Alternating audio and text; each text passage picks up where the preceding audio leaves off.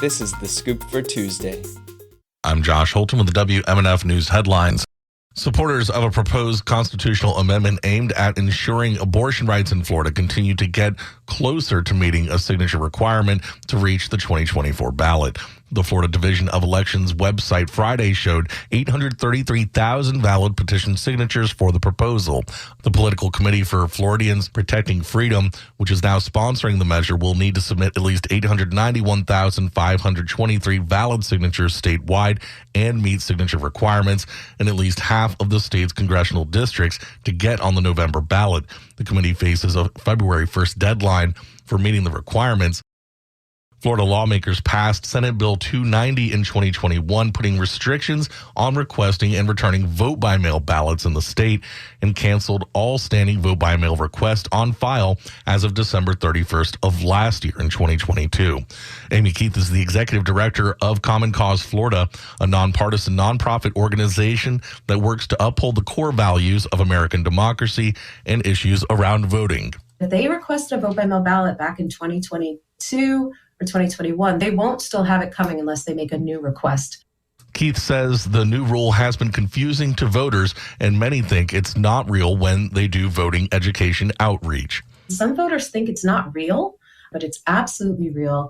And we would encourage voters to go online to their Supervisor of Elections website or call their county Supervisor of Elections and make sure that they make that new request for a vote-by-mail ballot, or double check that their vote-by-mail ballot is on the books.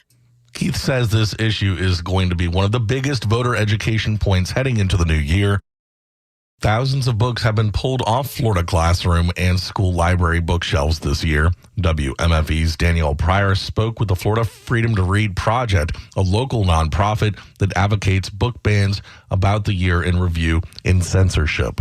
In 2023, HB 1069 took effect in Florida. The law made it easier to challenge any book that was, quote, pornographic, depicted sex, or was age inappropriate. In response, schools pulled thousands of books. The Florida Freedom to Read Project says Escambia County removed over 1,500, the most in Florida. In Central Florida, Orange pulled nearly 700. Seminole pulled about 100, and Volusia is still reviewing hundreds of books. The project's director, Stefana Farrell, says she doesn't expect things to improve in 2024.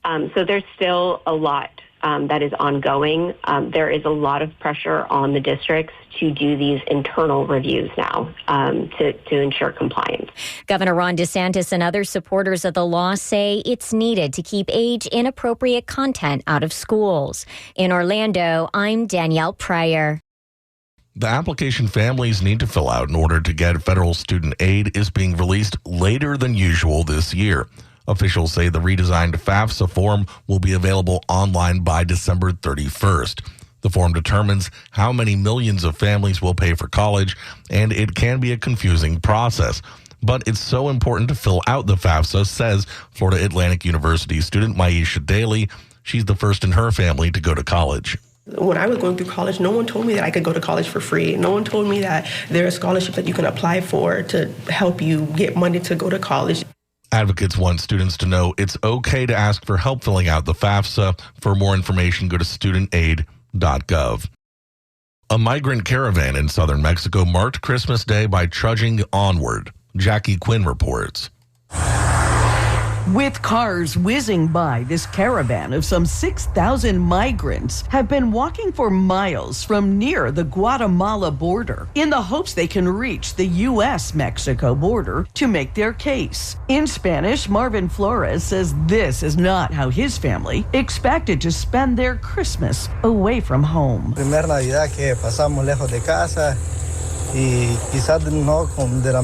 Saying they're trying to make a better life for their children. Many have limited food and sleep on cardboard boxes on the ground. Some are frustrated to learn they'll have to wait in Mexico for documents that might allow them to continue their journey. U.S. Secretary of State Antony Blinken is due in Mexico City Wednesday to hammer out new agreements to control the surge of migrants seeking entry into the United States. I'm Jackie Quinn.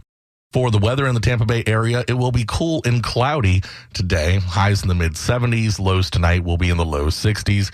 Tomorrow will be cloudy and mild with highs around 70. I'm Josh Holton with the WMNF News headlines on 88.5 FM and the WMNF app. This is The Scoop, recorded at WMNF Tampa.